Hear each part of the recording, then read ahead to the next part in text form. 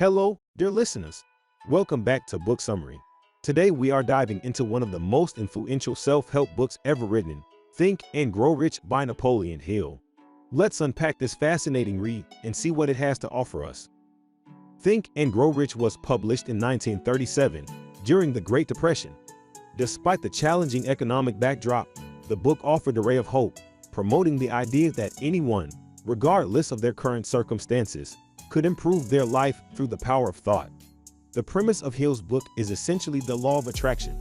It states that our thoughts can manifest as realities if we are clear about what we want, and if we maintain a relentless determination and focus on achieving it.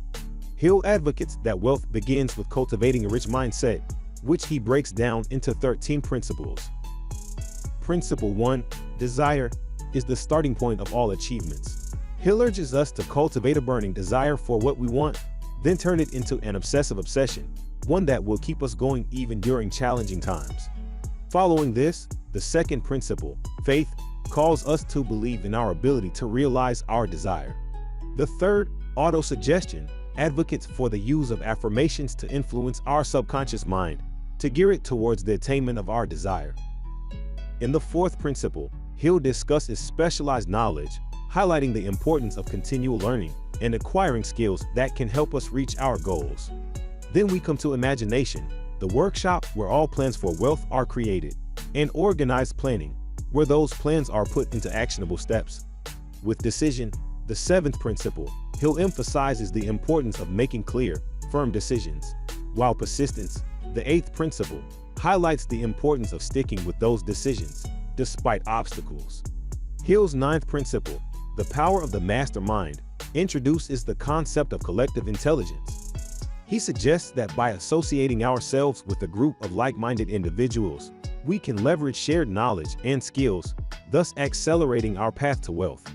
With the mystery of sex transmutation, Hill speaks about channeling sexual energy into actions that help attain our goals. The 11th principle, the subconscious mind, underscores the importance of feeding our subconscious with thoughts of wealth, success, and positivity. In his 12th principle, the brain, Hill explores the idea of the brain as a broadcasting and receiving station for thoughts. Lastly, the sixth sense principle, Hill ventures into the realm of the unexplainable, suggesting that the subconscious mind can act as a link to a sort of universal intelligence. Remember, these principles aren't mere theories. They are derived from Hill's extensive research, involving interviews with over 500 successful individuals. Their common habits, mindsets, and strategies have been distilled into these 13 principles, serving as a blueprint for personal achievement. While it's true that Hill's book primarily talks about acquiring monetary wealth, the principles laid out can be applied to any area of personal development.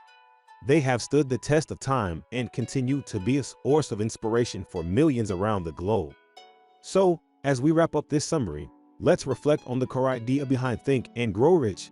It is not the tangible, physical resources that determine our success, but our mental resilience, our capacity to imagine, our will to act, and the constancy of our faith in our ability to succeed. In essence, the journey to wealth starts right in our minds. That's it for today's episode, dear listeners. We hope this deep dive into Napoleon Hill's Think and Grow Rich has provided you with valuable insights. Stay tuned for our next episode where we will continue to explore more inspiring reads. Until then, keep thinking and growing.